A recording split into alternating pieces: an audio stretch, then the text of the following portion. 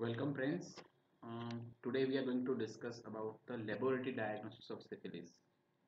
So let us start the lecture. First, we will talk about the objectives of the today's lecture. First is microscopy, then the culture, then the serology, which includes two broad aspects. One is non-treponemal test, another is treponemal test, and the fourth is molecular. First, the microscopy. In microscopy, there is a three broad techniques that we are going to use for detection of treponema. First is dark ground microscopy. Other is direct fluorescent antibody for treponema pallidum, that is DFATP. And then the third is silver infiltration staining. So in the dark ground microscopy, a direct demonstration of treponemas will be there. As you know that the treponemas are the motile organism, and we have to demonstrate the motility of the organism. Treponemas can be demonstrated from the superficial lesion of primary, secondary, and congenital syphilis. Surface of the chancre is cleaned with saline. Gentle pressure is applied at the base of the lesion, and a drop of exudate is collected on a slide. When you observe the slide under the dark ground microscopy, as you can know, treponemas cannot be visible under the light microscope. So under the dark ground microscopy, treponema pallidum appears a slender, flexible, and spirally coiled bacilli, as you can see in the picture. There is a the end of this treponemas are tapering. Treponema pallidum shows a typical slow to rabbit flexion extension type of movement. It shows the corkscrew motility, and it shows the soft bending at right angle to the midpoint. So these three are the motility of the treponema pallidum. Sensitivity of this dark ground microscopy approaches 80% with a detection limit of 10 raised to 4 bacilli per ml. Multiple specimens should be examined on 3 consecutive days before declaring dark ground microscopy to be negative. So this was about the dark ground microscopy. Now we are going to talk about the direct fluorescent antibody staining for treponema pallidum, that is DFATP. First, smear is made from exudate or tissue section, which is stained with fluorescent label monoclonal antibody targeted against treponema pallidum surface antigens. So the treponema pallidum appears as distinct, sharply outlined, and apple green fluorescent colored bacilli, as you can see in the picture. There is a apple green fluorescent colored bacilli will be there. The sensitivity of this test is around 100% when smear made from fresh lesion are examined. So this is about the DFA. Now the silver impregration staining. Treponema do not take up ordinary stain as they are extremely thin and delicate. When we treponemas reduce silver nitrate to metallic silver, that is deposited on the surface. This is how you can increase the thickness of this bacilli. When you observe the treponemas in Livadetti stain, you can use the tissue section, while the Fontana stain is used for staining smears made from the exudate. In the picture, you can see the silver impregration staining. Then the culture. Pathogenic treponems, including treponema pallidum, cannot be grown in a artificial culture media, but they are maintained by subculture in susceptible animals like testes of the rabbit. So this was about the culture. Now the serology, and it is very important part of this lecture, and they are frequently asked the serodiagnosis of the syphilis. So serology is broadly divided into non-treponemal test and treponemal test. There is another aspect, that is group specific test is also there, but this test is nowadays are obsolete. That's why we are going to only talk about the non-treponemal test and treponemal test. So let us start with the non-treponemal test first. It is also called the standard test for syphilis or STS. Non-treponemal test detects a characteristic non-specific antibody that is called reagent antibody. It detects in the sera of patient of syphilis by using cardiolipin antigen, which is extracted from the beef heart. Such reagent antibodies are IgG or rarely IgM type, and these are distinct from the IgE class of reagent antibodies, which is seen in type 1 hypersensitivity reaction. So these are the various tests that will be included in non-treponemal test. The first is Wassermann test, which is based on complement fixation test. The second is Kahn test, which is based on tube flocculation test. These two tests are not used nowadays. These are the very old test. And the third and very important is VDRL, that is Venereal Disease Research Laboratory, and finally the RPR. So the VDRL and RPR are the most important and frequently using tests for detection of the syphilis, which is based on non-treponemal test. So we are going to discuss the VDRL. As you can know, VDRL means Venereal Disease Research Laboratory.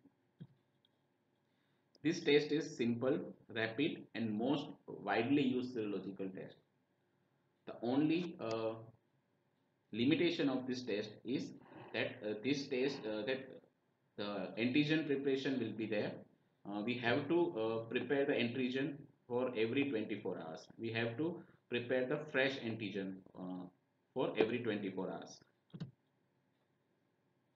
VDRL antigen is a cardiolipin antigen to which cholesterol and lecithin are added. The important advantage of this VDRL is that we are going to detect the antibodies from the CSF specimen. So this is one of the advantage of the VDRL. The other non-treponemal test are RPR, that is called rapid plasma reagent, then USR, that is unheated serum reagent, and TRUST, that is toluidine red unheated serum test. RPR is another slide flocculation test which is using disposable plastic cards having 10 defined circles. It is similar to VDRL, but there are some differences that we are going to discuss in on the next few slides. In USR, that is unheated serum reagent, which is similar to the VDRL, except there is usage of EDTA, which is used for antigen stabilizer in the case of USR. Then in TRUST, it is a modified RPR where toluidine red pigment particles are being used. So the procedure of this VDRL, first we are going to add the specimen, that is patient serum. We have to take 50 microliter of the specimen, and in that specimen we have to add the freshly prepared antigen and mix it on the slide. Basically this test is used on the VDRL slide that having a 12 circles. So in one of the circle we have to add the sample, then antigen, then we have to mix it, and we have to rotate it for in the case of VDRL we have to rotate it for 4 minutes, while in the case of RPR we have to rotate it for 8 minutes. After the rotation you can appear as this type of reaction. In the non-reactive test you can see the uniform crystals will be there, that means this is a non-reactive. If you can see the smaller clumps will be there, that means these are the weakly reactive, while when you observe the strongly reactive, that means when you observe the larger clumps will be there, that means if you see the larger clumps, that means this is the strongly reactive.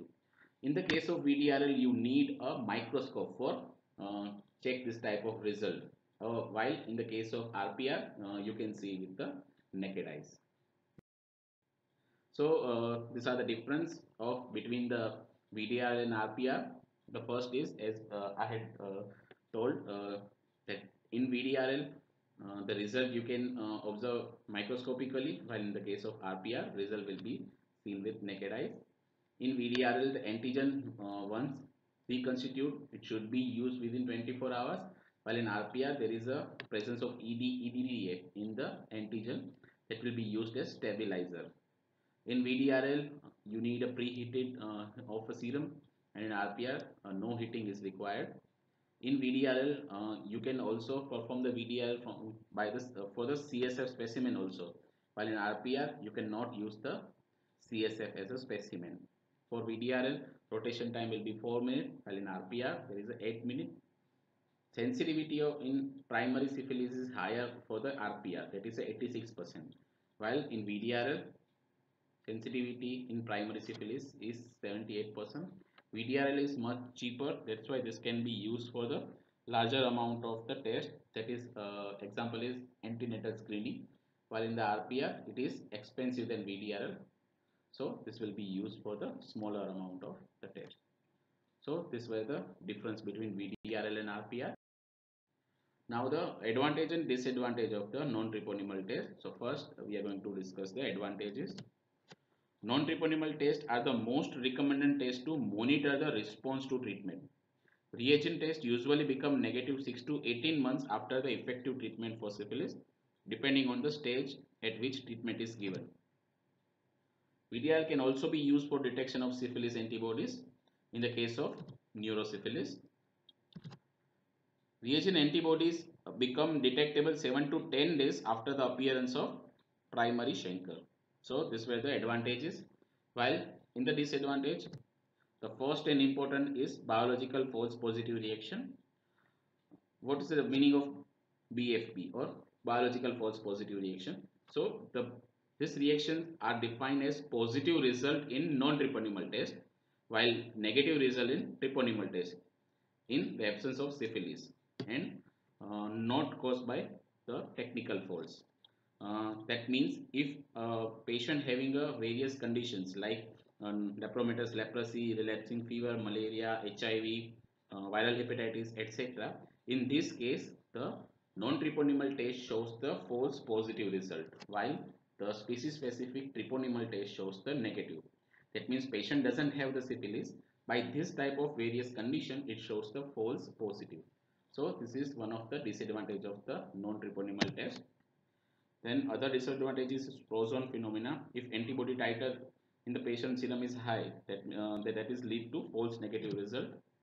Sensitivity of non-treponemal test is low in late syphilis test with the compare of treponemal test. Non-treponemal tests are used as screening test, which should be always confirmed by treponemal test. So this is the advantage and disadvantage for the non-treponemal test. Now the treponemal test.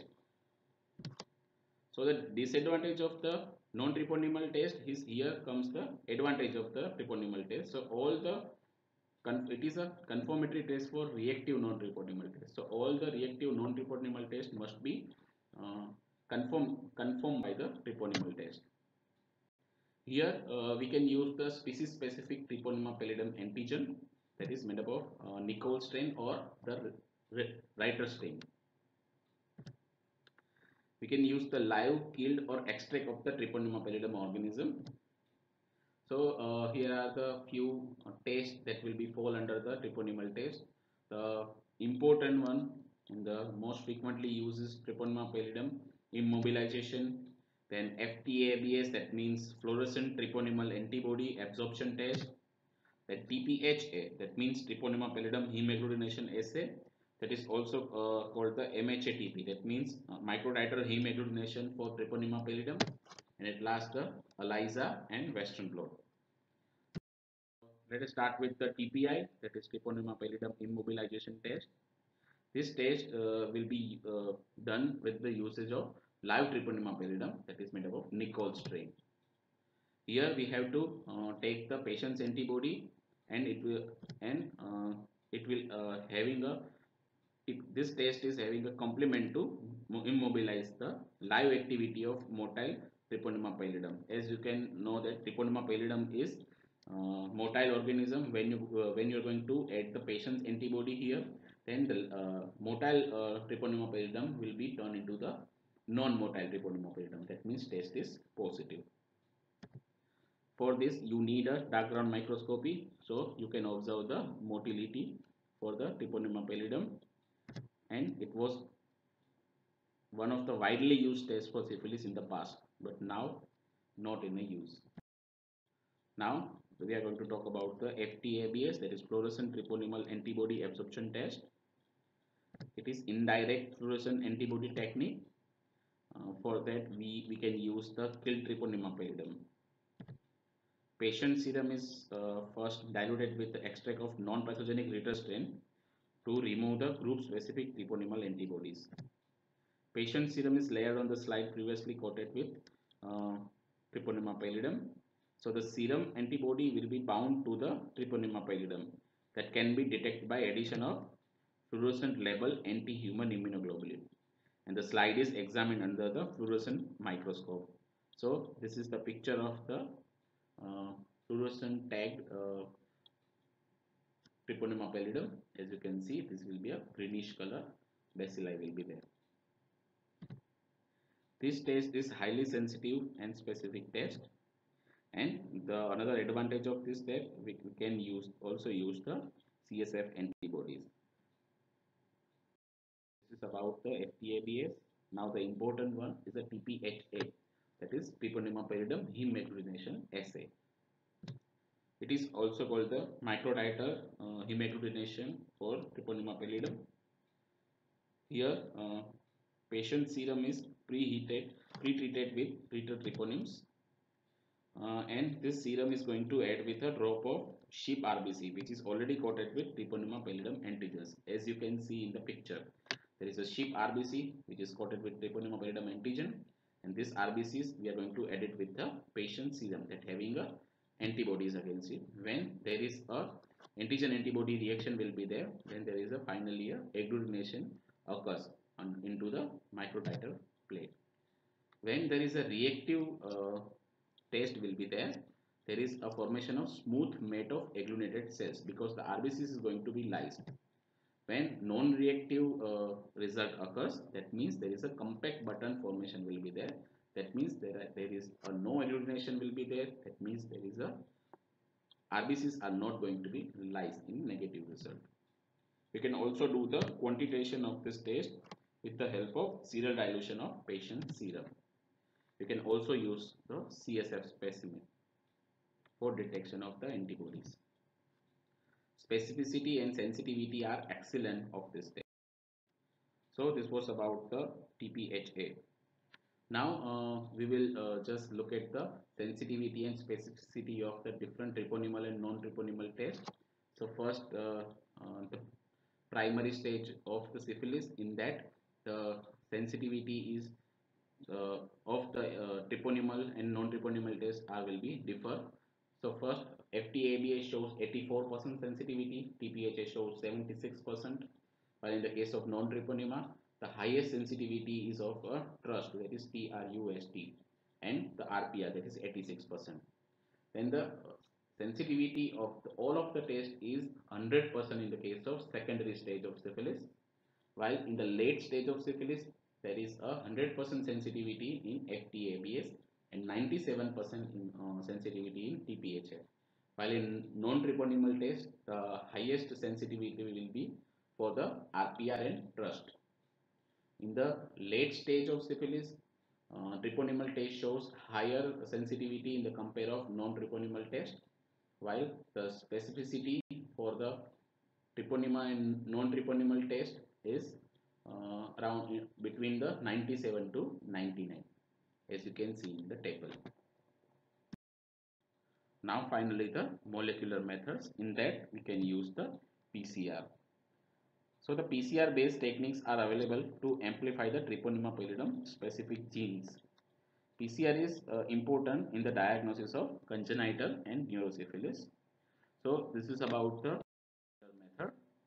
So this was all about the laboratory diagnosis of syphilis.